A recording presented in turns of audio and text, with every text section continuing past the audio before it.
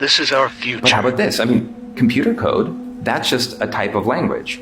So you can say, and this is a real example that I tried, GPT, find me a security vulnerability, then write some code to exploit it. So I posted in some code. This is from like a mail server, and I said, please find any exploits and describe any vulnerabilities in the following code, then write a script to exploit them, and in around 10 seconds, that was the code to exploit it. So while it is not yet the case that you can ask an AI to hack a Wi-Fi router, you can see in the double exponential, whether it's 1 year or 2 years or 5 years, at some soon point, it becomes easy to turn all of the physical hardware that's already out there into kind of the ultimate surveillance. Now, one thing for you all to get is that these might look like separate demos. Like, oh, there's some people over here that are building some specialized AI for hacking Wi-Fi routers. And there's some people over here building some specialized AI for inventing images from text.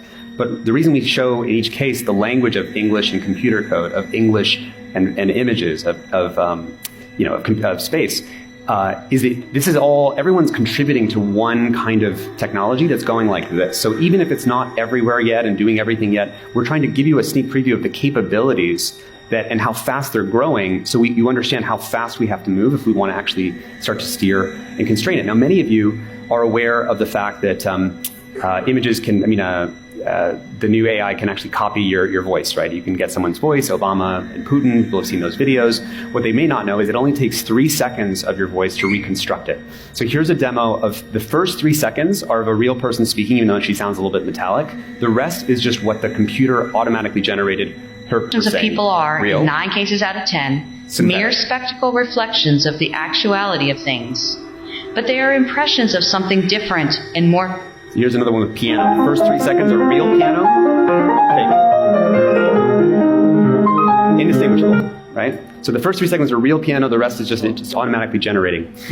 Now, one of the things I want to say is, as we saw these first demos, we sat and thought, like, how is this going to be used? We're like, oh, what would be terrifying is if someone were to call up, your son or your daughter and get a couple seconds, hey, oh, I'm sorry, I got the wrong number, grab their voice, then turn around and call you and be like, hey, Dad, hey, Mom, I forgot my social security number, I'm applying for this thing, what was it again?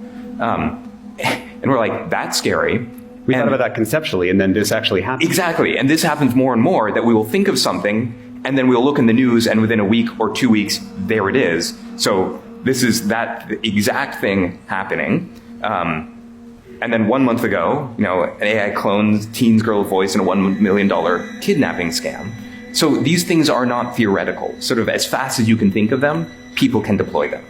And of course, people are familiar with how this has been happening in social media, because you can beautify photos. You can actually change someone's voice in real time. Those are new demos.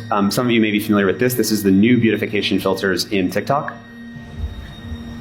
I can't believe this is a filter. The fact that this is what filters have evolved into is actually crazy to me. I grew up with the dog filter on Snapchat, and now this filter gave me lip fillers. This is what I look like in real life. Are you kidding me? I don't know if you can tell, she was pushing on her lip in real time, and as she pushed on her lip, the lip fillers were going in and out in real time, indistinguishable from reality. And now you're going to be able to create your own avatar. This is just from a week ago. A 23-year-old Snapchat influencer took her own likeness and basically created a virtual version of her as a kind of a boyfriend, a girlfriend as a service for $1 a minute. And people will be able to sell their, avatar souls to basically interact with other people in their voice and their likeness, etc. It's as if no one ever actually watched The Little Mermaid. The thing to say is that this is the year that photographic and video evidence ceases to work, right? And our institutions have not caught up to that yet, right? This is the year you do not know when you talk to someone if you're actually talking to them, even if you have video, even if you have audio.